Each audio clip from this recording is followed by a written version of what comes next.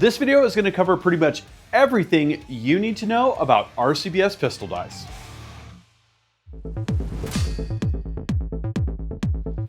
Hey guys, Gavin Gear here from UltimateReloader.com. Recently we published our companion video, pretty much everything you need to know about RCBS rifle dies. In this video, we're going to take the counterpoint and look at pistol. And when I say pistol, I'm talking revolver and autoloader. But before we get into the specifics, I want to talk about the amazing experience that I had in Oroville, California, touring the RCBS facility. We've got a few different videos covering that visit, one of which was how RCBS dies are made. Let me tell you, as a mechanical engineer and someone that likes to make things, my mind was absolutely blown. This is a Class A operation, vast facilities, awesome CNC machines, and it's all made in America from US steel. So I would definitely recommend watching that video.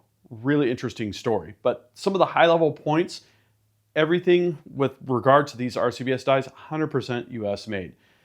RCBS has a proprietary die hardening operation that is absolutely something to see. We're talking about flames being quenched in oil, definitely really impressive. And it's one of those details that's going to allow these dies to last an absolute lifetime. There's a proprietary finishing process for the interior of the dies. We were not able to show that in the video because it's something RCBS has developed that is unique to their manufacturing process.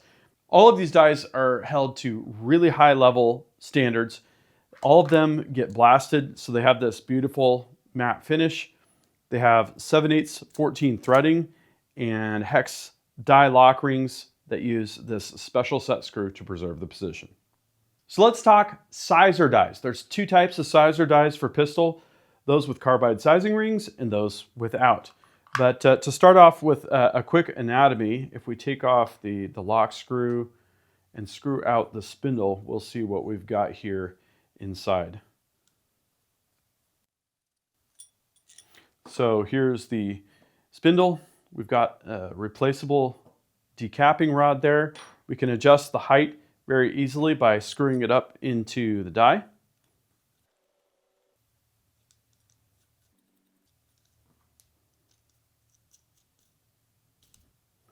And when we get the decapper protruding to the amount that we want, we just tighten the lock ring and good to go. So that's about it for the anatomy. The big difference that you're going to see here with the carbide sizing dies is you can see this sort of grayish tungsten. It's a little bit darker. That's a ring at the entrance to the die. So for the carbide sizing die, this die is going to size and deprime. It's got the carbide sizing ring, which means that lube is optional. Sometimes I use lube with carbide dies, sometimes I don't. It might depend on which type of press I'm using. Sometimes it can make the press run a little bit more smooth, but it is nice to not have to lube cases, and I'll tell you why. Because you have to remove that lube. And to be honest, that's the hardest part. You can tumble it off, you can wipe it off, but if you don't have to use it, that's definitely a plus. I saw the operation where they polished these carbide rings at RCBS, and let me tell you, that finish is absolutely mirror smooth. If you get one of these dies, which they are available separately, it's going to come in a full-size box that's going to stack with the rest. Okay, so for the steel sizer dies, these are only available with a set. I've got a set here, which is 3-die steel 44 mag 44 special set, and we're looking at pretty much the same thing. The spindle is going to be the same. It's got the replaceable decapping pin, but it does not have that visible carbide ring here. With these dies, we do need to use case lube because you could definitely damage the die and you can definitely stick a case if you don't use lube. The optional lube is kind of a carbide only thing. A little bit more economical, and as long as you're finding lube, there's not really a big downside. Okay, so next let's talk about the expander. The expander is an important part of the pistol reloading process because it's going to flare the case mouth, which helps it to accept a bullet smoothly. If you're using a bullet feeder, it helps the bullet stick in place as progressive press is indexing. But when you're reloading hard cast lead bullets, it's going to help prevent the lead from shaving right off the side of the bullet, which is what would happen if you had a non-flared case neck. So this is the expander die. It's pretty simple. It has an adjustable height. There's a lock ring here. And if we take this out, we can see what this looks like. So there's a nice radius here that's going to help it center up on the case mouth. It'll actually kind of right the case vertical if it's tilted a little bit. We've got a little step here as well, which is going to help the bullet stay seated. And then the flared section. That's where we will run the plug down until it flares just how much we want. This is going to be somewhere around 0.006 of an inch. Maybe a little bit more, maybe a little bit less, kind of depends on your preference. But the expansion, an important part of the process. It's nice that you have a separate adjustment on the expander plug because that means that you can bottom this out. You could even use it as a hold down die if you want to on a progressive reloading press and get your setting dialed in separately here, tighten it with the lock ring, and you're good to go. So RCBS cedar dies for pistol come in two varieties. You've got the roll crimp variety, which is traditionally for revolvers, and you've got the taper crimp option for autoloaders. With revolver pistol bullets, with jacketed bullets, there's usually a very well-defined cannular. With hard cast bullets, there's actually a very defined crimp groove. In either case, you can roll that crimp in, and the crimp is really important. With heavy recoiling revolvers, you can actually have bullets back out and they can lock the cylinder, which is not a good thing if you've got a grizzly bear charging towards you or if you're in a defensive situation. That roll crimp helps retain the bullet. And because there's either a cannular or a crimp groove, this roll crimp can be pretty aggressive and it's got a nice radius to it. On the autoloader side, unless you're using hard cast bullets that have a crimp groove, basically you're just very slightly tapering that crimp so that you can optimize feed. You can take out the expansion that we did with the expanding die and therefore ensure that it's going to chamber and feed smoothly. So for RCBS pistol die sets that are for cartridges that could have either round nose or flat point bullet varieties, I'll show you right here. We've got two different plugs that will come with the die. We've got this one for flat point or hollow points, anything with a kind of a flat tip to it. And then we've got one with a concave radius here for round nose bullets. So you're going to want to pick the variety that is going to work well for you. This is a brand new die set that has never been together. We're going to put the locking ring a little bit further up and then screw this down. And the way these are adjusted on the press is you're going to take an expanded case or even factory ammo, depending on what kind of die setup that you want to work with. You're going to lower it down. Let's say we have factory ammo. We're going to lower the die down with the seating plug elevated. It's out of the equation.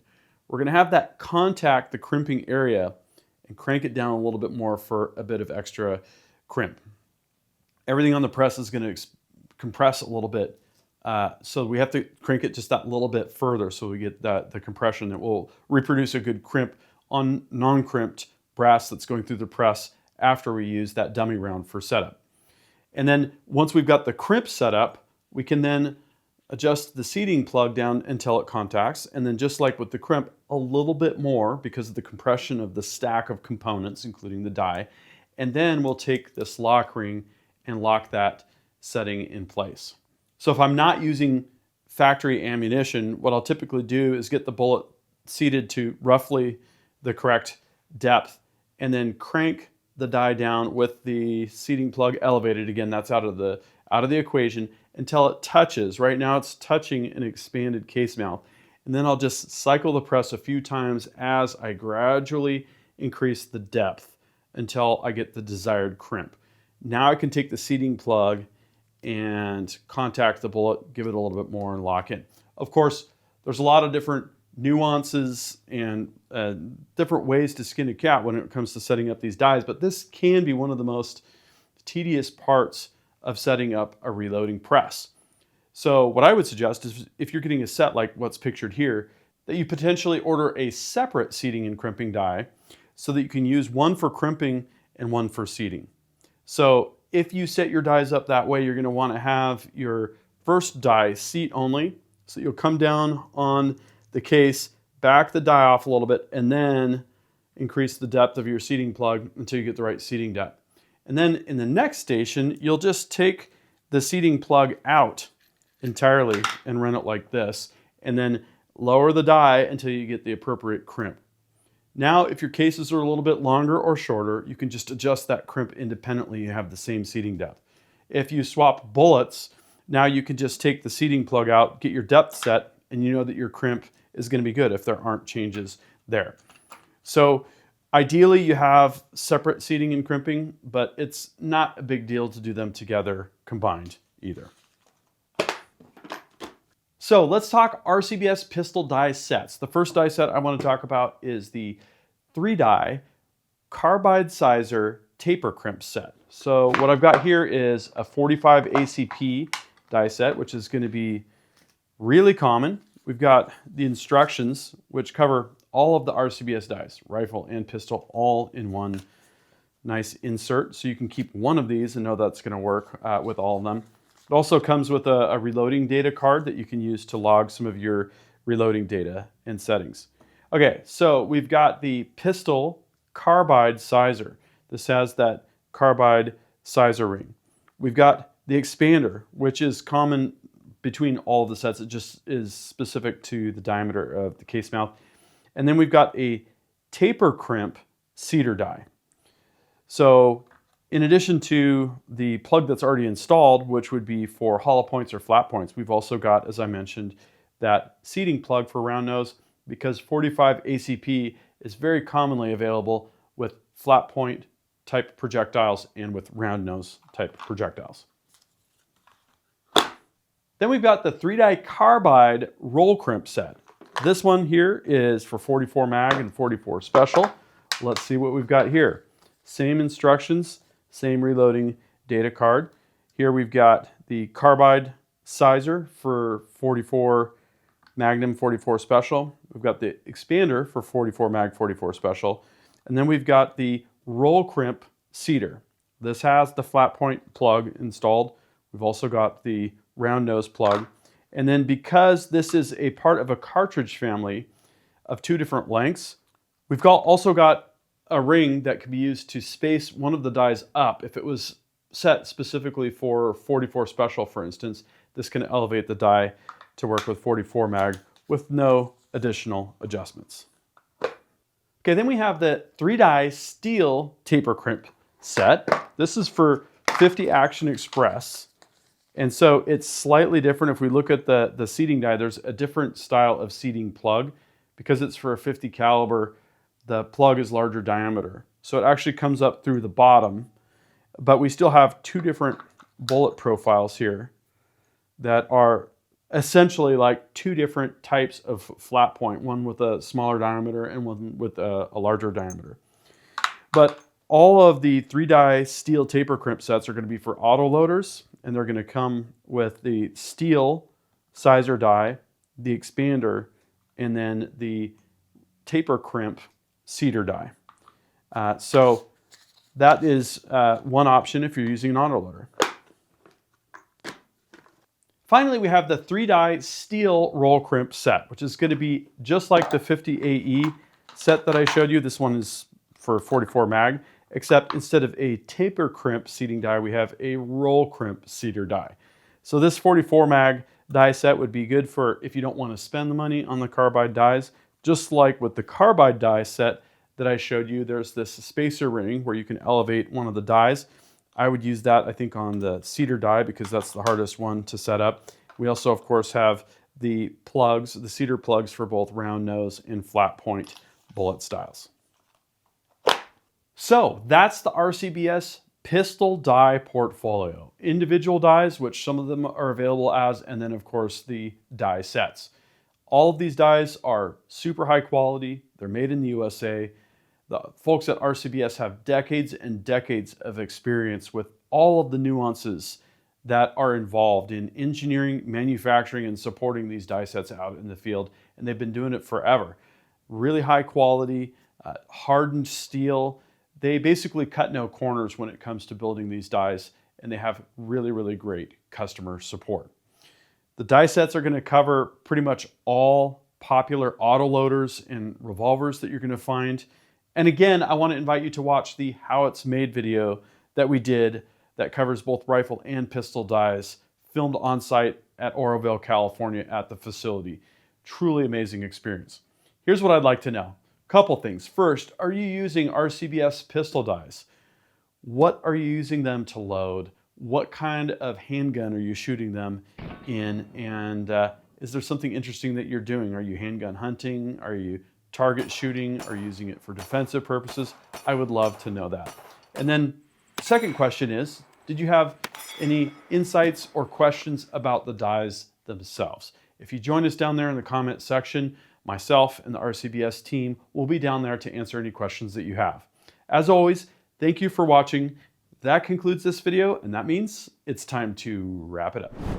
I hope you enjoyed this video. If you're watching Ultimate Reloader on TV and want to take advantage of free resources, exclusives, and hot deals, just hold your camera phone up to the QR code, tap on the link, fill out the information, boom, you're getting Ultimate Reloader emails. Don't forget to like and subscribe. Also, we're on Facebook, YouTube, Rumble, where we've got unrestricted content, and Instagram. Make sure to follow us on all those channels. Ultimate Reloader also has a commercial solutions division serving law enforcement, the military, and the gun industry.